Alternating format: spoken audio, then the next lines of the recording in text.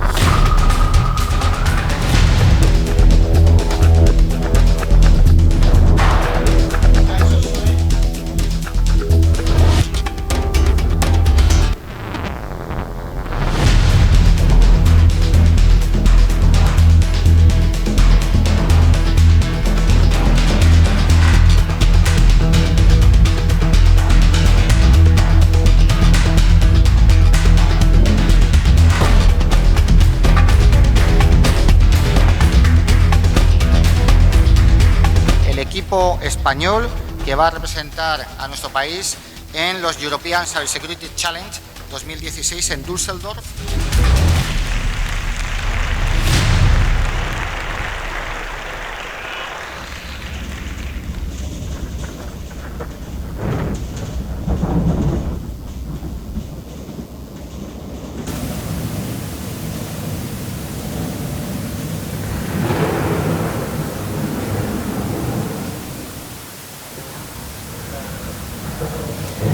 Bueno, pues si os parece, boxeadores y entrenadores al ring.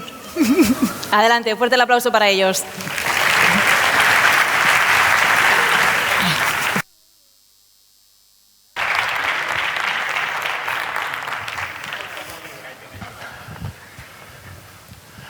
Bueno, gracias a todos por estar aquí.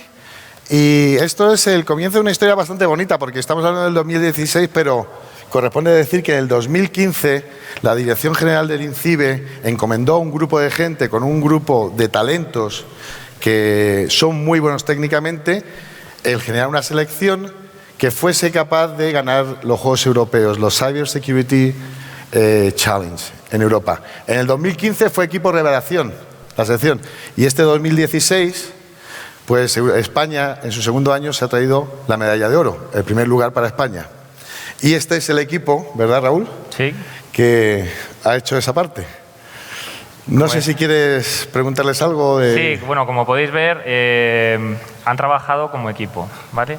Pero no han competido el año pasado conjuntamente, sino que cada uno ha competido igual que vosotros o muchos de vosotros individualmente. Han competido entre ellos. Y este año han sido un equipo. Pero también os debo decir que, aun siendo un equipo, nos cuesta mucho, lo habréis visto en las fotos, ponernos ni siquiera la misma camiseta, ¿vale? Entonces, bueno, yo quería haceros alguna pregunta, ¿vale? Y precisamente va relacionado con eso. ¿Qué es lo que habéis visto un poco más difícil también para trabajar como equipo? Podéis contestar cualquiera de ellos, tenéis aquí micrófonos en las mesas. Venga, Josi. Lo más difícil... ¿Ahora? Vale. Sí. Lo más difícil para trabajar como equipo tal vez ha sido la coordinación y la comunicación, porque cada uno de nosotros estamos acostumbrados a trabajar de forma individual y cada vez que obtenemos alguna información o cada vez que obtenemos algún avance, nos lo callamos y seguimos y nos empeñamos en seguir hasta el final, ¿no? Y tal vez para trabajar como equipo es mejor comunicar y que todo el equipo trabaje conjuntamente sobre esos avances. Es lo que más ha costado, por así decirlo, pero al final lo conseguimos. Esa parte de la magia, de los jóvenes que han estado aquí, muchos seguramente en otro año van a estar en la selección española, ¿no? Eso. Pero también hay una parte, la parte de los entrenamientos, donde hacemos a la gente sufrir y ir a los gimnasios y otras cosas, ¿no? Borja, por ejemplo, ¿qué es lo que más te ha gustado del periodo de instrucción donde has tenido distintos instructores, hasta excompañeros del año 2015? Gracias, Borja, por tu aporte. No, Borja. Para mí lo mejor ha sido pues lo bien que nos hemos llevado todos los compañeros. Desde el primer día siempre hemos tenido mucha coordinación. Como dice Josi, costó que todos nos coordinásemos, pero siempre ha sido un equipo de gente que estamos siempre en el mundillo, nos gusta mucho investigar foros y tal, y no nos costó mucho, la verdad, ser un buen equipo. Bueno, eso es lo que dicen ahora, ¿eh? Porque tenéis que verlos el primer día cuando entran, ¿sabes? Hasta que se empiezan a coordinar, ¿eh? Vale. Pero bueno, te creo, ¿sabes? Raúl, ¿Qué le diríais? Sí, ¿qué le diríais a los que están compitiendo hoy o que van a competir mañana? ¿Qué le diríais acerca de esta competición? A ver, el capitán. Básicamente a los que han competido hoy que no se asusten, que sigan compitiendo y que compitan contra quien sea, al nivel que sea, que ellos son capaces y han demostrado ser capaces y que siempre aprenderán algo nuevo. Y a los que competirán mañana, más de lo mismo. Que no se asusten y que vayan a por todas.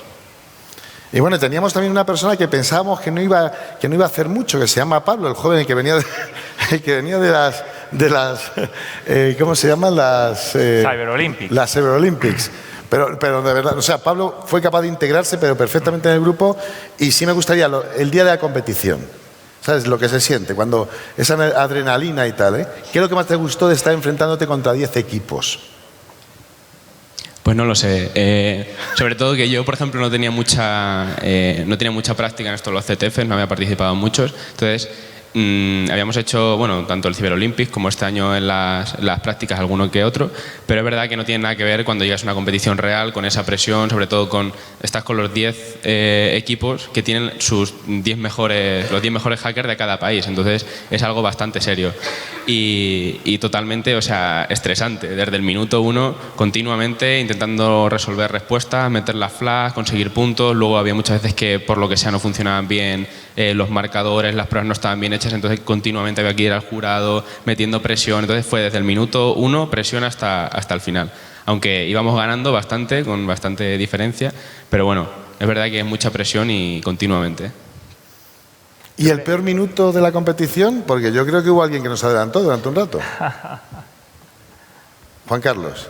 Yo sé que no te gusta mucho. El peor minuto de la competición, cuando Rumanía nos adelanta. Yo que sé, tensión y ya, no sé. Tampoco...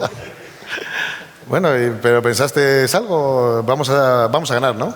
Evidentemente. ¿Por qué? Porque siempre ganamos. Claro. Eso me gusta. Yo tengo que reconocer que había una cosa que ayudó muchísimo, que fue la motivación que se le dio al equipo. Íbamos desmotivados o no. Cuando llegamos allí nos encontramos en una habitación de una persona, 2 literas y una cama supletoria en medio, 5 personas en la habitación, sin toallas ni jabón. Luego llegamos allá a la competición y nos encontramos equipos con servidores, cuando aparentemente el máximo del presupuesto tenían que ser 300 euros, y me decía, no, si es que el servidor es que ya es antiguo. No, mira, es un Blade, o sea, esto vale mucho más de 300 euros. Puedes imaginar las caras del equipo, Raúl lucha eso, Antonio pelear, no puede ser.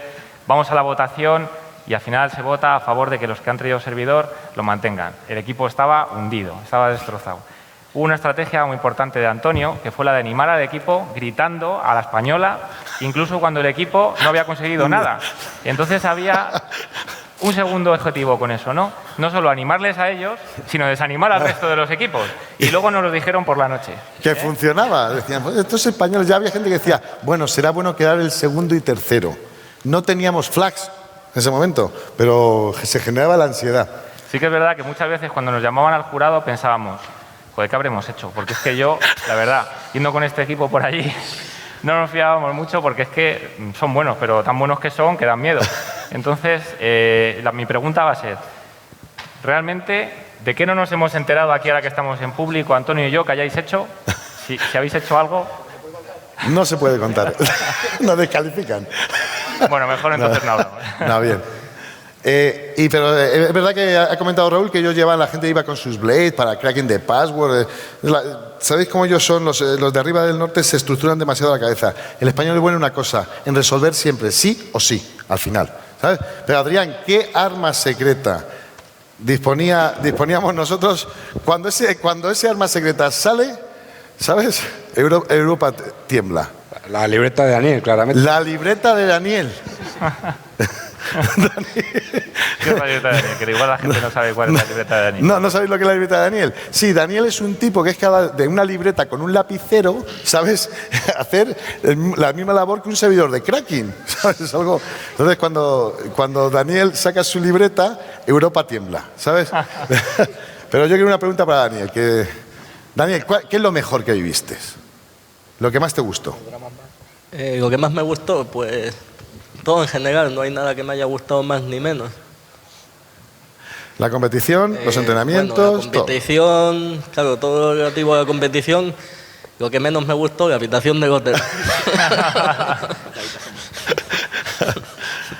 y por lo demás, pues haber ganado, sobre todo.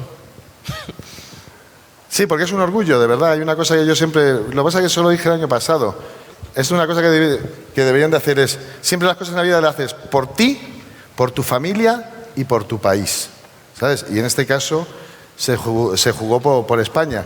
Y no sé si... También sería bueno hablar que alguno, Héctor, comentase cómo son las fiestas, para animar a la gente, cómo son las fiestas cuando se gana después.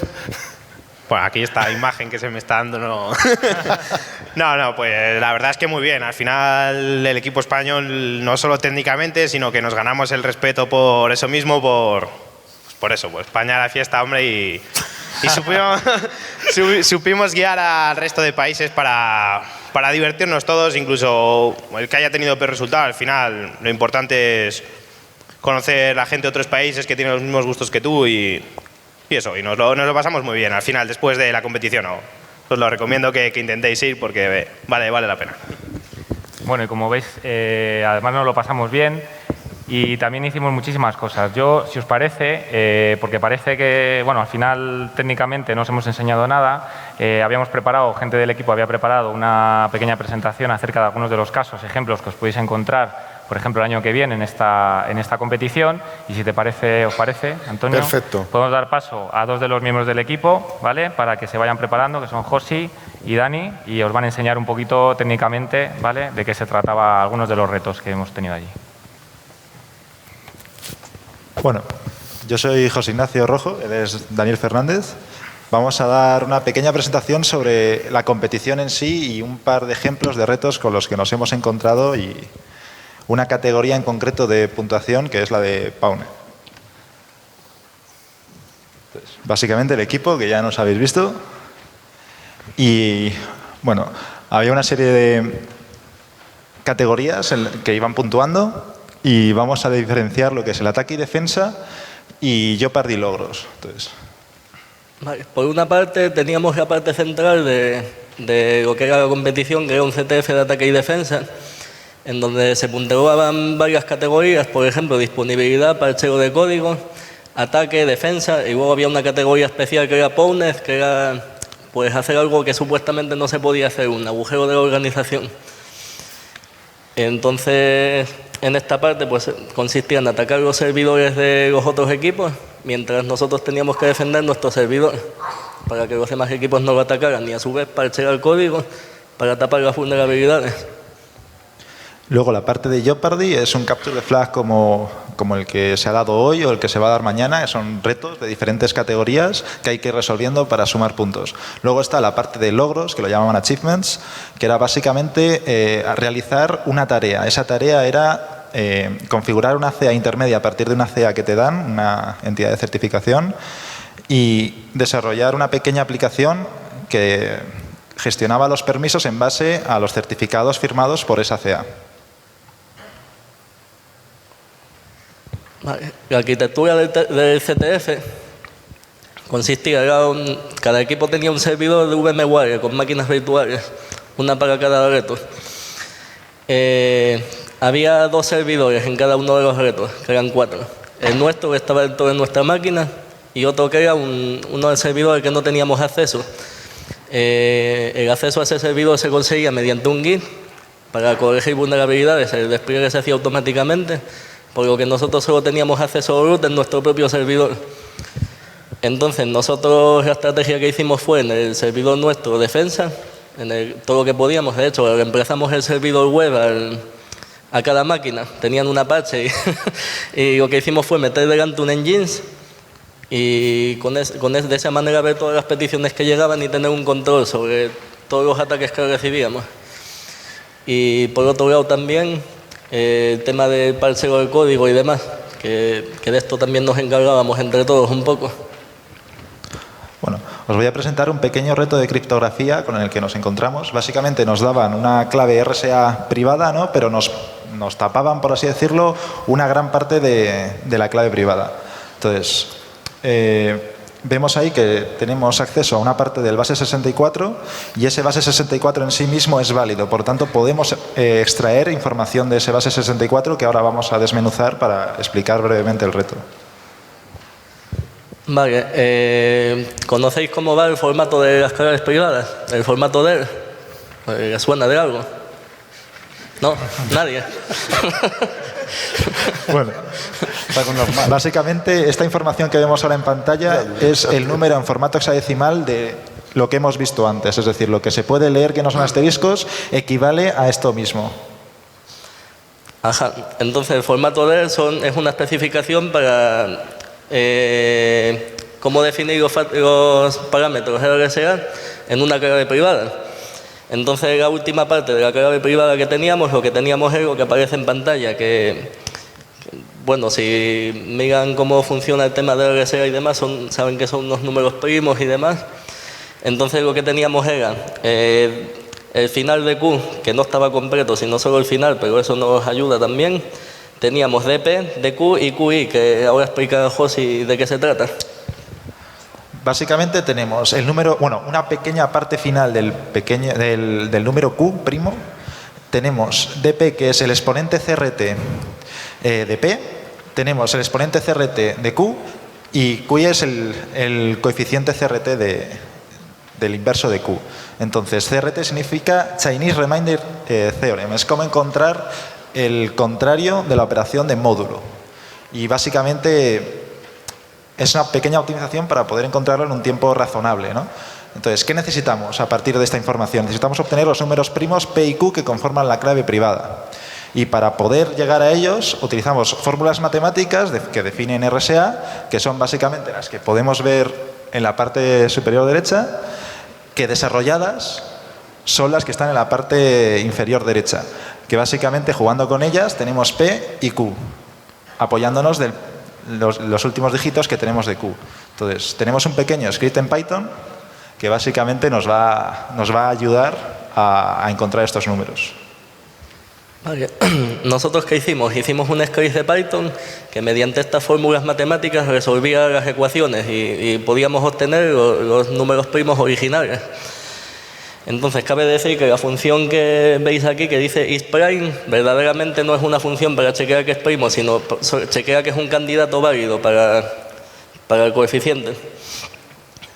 Bueno, resumiendo, necesitamos obtener los primos P y Q que conforman la clave privada y mediante fórmulas matemáticas fuimos capaces de obtenerlos. En eso consistía el reto y es uno de los que más nos ha gustado y por eso lo exponemos aquí. Entonces, vamos a exponer ahora en ataque y defensa en concreto una de las aplicaciones y cómo conseguimos hacernos con el control total del sistema. Vale, se trataba de una aplicación que podía subir imágenes. Era como una plataforma de imágenes que tú podías subir una imagen y una especie de plataforma para temas de imágenes y demás. Entonces teníamos la información del reto, se nos decía que había un backdoor en la aplicación. Entonces, ¿qué hicimos? Pues miramos todo lo que había en el servidor, lo encontramos Y resulta ser que en la imagen, si venía información embebida en los bits menos significativos de los píxeles de la imagen, eso se extraía, esa información, y se ejecutaba como si fuera código Python. Entonces, claro, se trataba de una ejecución remota del código. Claro, el problema es que nosotros teníamos un acceso limitado al Git, no teníamos acceso completo a todo el código de la aplicación ni a todo, y no llegamos a saber cómo se suponía que había que arreglarlo. Claro, una solución sería modificar la imagen, pero la solución ideal sería quitar el backdoor, y no conseguimos llegar a quitarlo. Entonces, nosotros lo que decidimos fue autoatacarnos a nosotros mismos y quitarlo del servidor. Y bueno, y no sabemos por qué, el resto de equipos parece que no hizo lo mismo y lo dejaron abierto. Bueno, básicamente la categoría Pound, como he dicho antes, viene normalmente a partir de una ejecución remota de código, de un RCE. Entonces, es una categoría especial con puntaje propio, aunque realmente no merecía la pena, pero es más por no sé, la satisfacción de haberlo conseguido, ¿no? El año anterior, aunque no ganó el equipo español, sí que fue el primero en conseguir esta categoría, este Pound, y hacerse con el control de un sistema. Este año lo volvimos a repetir y eso nos da mucha satisfacción en ese sentido. Entonces, una vez tenemos el RCE, la ejecución remota de código, tenemos que ser capaces de conseguir un escalamiento de privilegios. Tenemos que conseguir acceso root, por así decirlo. Entonces, hay diferentes formas de hacerlo y, claro, nunca sabes, ¿no? Tampoco sabes si es posible. Entonces, nos empeñamos en hacerlo y recientemente, hace mes y pico, salió una vulnerabilidad que tuvo mucho impacto, por así decirlo, y mucha repercusión. Y bueno, hicimos una porra previa al evento los del equipo diciendo, ¿la habrán arreglado? ¿La habrán arreglado? Pero claro, dices, tardas 20, 30 minutos en probarlo porque es algo tedioso realizar las pruebas y bueno, merece la pena gastar el tiempo, seguro que lo han arreglado, es decir, era muy sonada esta vulnerabilidad, pero ¿y si no la han arreglado? Vale, entonces nosotros aquí era el momento en el que estábamos pues probando justamente esto, a ver si lo habían arreglado, si no. Entonces, de la vulnerabilidad, pues bueno, ¿a quién le suena esto? ¿De algo? ¿A nadie le suena? Algunos saben lo que es, sí. ¿La habrán arreglado? Suponíamos que sí. ¿Merece la pena gastar tiempo en ello? Pues bueno, como podemos ver, efectivamente no lo habían arreglado, tenían un kernel actualizado en septiembre, con lo que era vulnerable. DTKO es una vulnerabilidad que salió hace un mes y medio, que consiste en una condición de carga en el kernel de Linux que permite escribir arbitrariamente en cualquier archivo del disco duro, con un usuario cualquiera, ¿no? Y entonces, claro, ¿cómo obtienes root? Solo escribes un binario con el SUID, lo ejecutas y eres root. Entonces, claro, el problema que tenemos con este exploit es que es inestable, es muy inestable. Bueno, el exploit en sí no es inestable, sino los ejemplos que hay de prueba de concepto dejan las máquinas en estado inestable, porque no están bien implementados, por así decirlo. Entonces, este exploit deja la máquina en estado inconsistente y si lo usa cualquiera pueden ocurrir accidentes. Recuerdo que una de las reglas fundamentales de esta competición era no se puede sabotear a los contrarios. Sí, nosotros teníamos acceso root a todos sus servidores de una aplicación en concreto, pero no podíamos sabotearles, no podíamos espiarles, no podíamos leer su código, no podíamos monitorizarles en ese sentido. Vino el jurado expresamente a pedirnos que, por favor, ya habéis puntuado, parad, no podéis utilizar esto. Y, insisto, muy inestable. Vale, el problema de que sea inestable, por un lado, se puede solucionar con esto que veis aquí arriba. Entonces, al aprovecharse de esta condición de carga en el kernel para ejecutar código arbitrario, lo primero que hay que hacer es deshabilitar esta frase del kernel que veis aquí arriba. Entonces, de esta manera se evita que se intente sobreescribir el fichero en memoria que está corrupta, y eso es lo que causa un kernel panic con las implementaciones que hay normalmente por ahí. Bueno, ya hay alguna que ya soluciona ese problema, pero la mayoría petan. Entonces, claro, el problema fue que nosotros sí utilizamos de esta manera y no rompimos nada, no dejamos el servidor inestable y no pasó nada, pero en el caso de los ingleses no fue así. Bueno, decir que nosotros conseguimos realizar el pound en primera instancia y luego el equipo inglés fue capaz de replicarlo. Pero, claro, lo replicaron contra Liechtenstein en este caso, pero no lo hicieron muy allá, no supieron o no fueron capaces de dejar la máquina estable y anegaron las máquinas de Liechtenstein. Por aquella razón se organizó un comité de emergencia para evaluar la situación. Es decir, ¿ha ocurrido un sabotaje? ¿Es lícito que este equipo haya penalizado al equipo de Liechtenstein? Y bueno, recuerdo que eso va en contra de las reglas. Entonces se deliberó y el capitán del equipo inglés tuvo que jurar que no había mala intención, que fue un accidente, digamos, ¿no? Y bueno, básicamente se puso el ejemplo de que el equipo español ha realizado este mismo exploit, pero no ha ocurrido nada malo. Es decir, han sido capaces de saber utilizarlo bien. Es decir, se puede. Si tienes suficiente conocimiento, se puede hacer bien. Y también aquí decir, la gente, el enviado de NISA, de la Agencia Europea, estaba totalmente en contra de esta categoría. Es decir, su filosofía era, no, nosotros queremos formar profesionales que se ajusten a las reglas, no queremos gente para hacer el mal, ¿no? Entonces esta categoría tenía un poco de mala fama por eso. Y este ejemplo fue precisamente malo, le dio parte de la razón y menos mal que otro equipo, el nuestro, supo utilizarlo correctamente y acorde a las reglas, etc. Y luego, últimamente, me gustaría poner esta fórmula, por así decirlo, es si actuamos todos como equipo, realmente podemos alcanzar mucho más, que es lo que conseguimos, que si actuamos de forma individual. Había equipos muy potentes, pero no eran capaces de que sus talentos actuaran de forma conjunta, es decir, actuaban de forma individual, no se comunicaban, querían hacerlo solos, etc. Y eso fue un lastre para muchos equipos, muchos países. Sí, bueno, por mi parte yo puedo decir que el año pasado también he estado en el equipo español, este sería el segundo año que yo participo, y una diferencia grande que he encontrado del año pasado a este año, que el año pasado teníamos menos organización, como equipo estábamos menos organizados, a lo mejor sí había talento, pero falló a lo mejor la parte organizativa. Este año hemos mejorado muchísimo, sobre todo la parte organizativa, que cada uno tenía unas tareas bien definidas, formábamos un equipo que cada uno tenía su función y que no las teníamos bien repartidas, y eso fue lo que hizo que al final pues, consiguiéramos ir sumando puntos hasta alcanzar la victoria. Bueno, muchas gracias por la atención. Gracias. Hola, ¿sí? Hola. Bueno, como una imagen vale más que 1000 palabras, todo esto que os han contado, y gracias a la realización aquí de nuestras cámaras, os vamos a enseñar, vamos a poner un vídeo sobre esta experiencia, ¿vale? Para que todos podáis vivirla de primera mano. ¿Entro vídeo?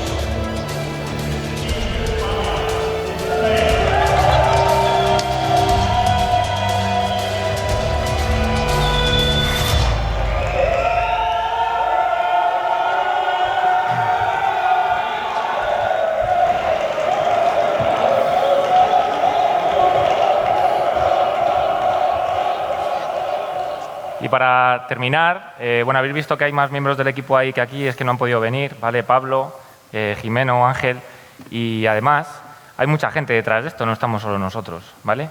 Entonces a mí me gustaría llamar aquí al escenario, que pudieran venir el resto del equipo para que también los conozcáis y para darles un aplauso. Por lo tanto, vais pasando, por favor, Tatiana, Susana, Beatriz, Alberto, Calrong, Remote, Moncho, Juanjo.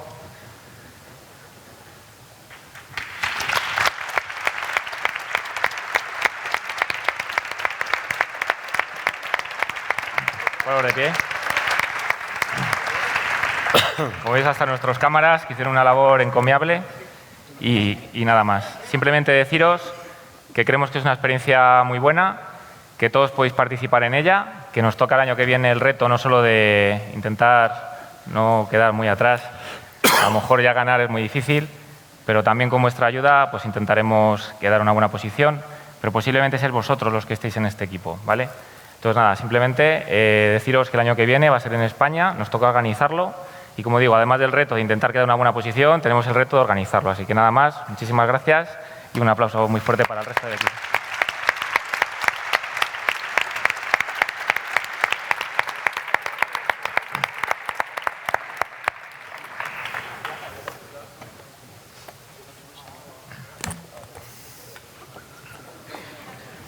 ¿Una foto?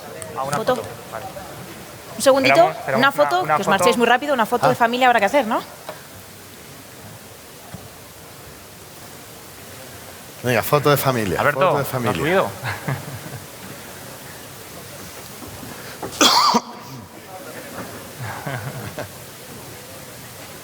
¿No has subido tu nombre? ¿No has subido? ¿Más hacia adelante? Aquí todos. Sí. Ah, vale, así todos por delante de los ojos. ¿Sabes? Sí, claro. Ah, más para adelante, más para adelante.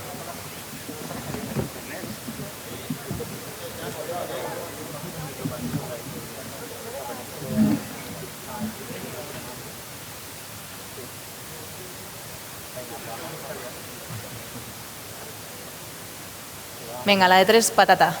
Va. Patata. Fuerte aplauso para ellos. Gracias.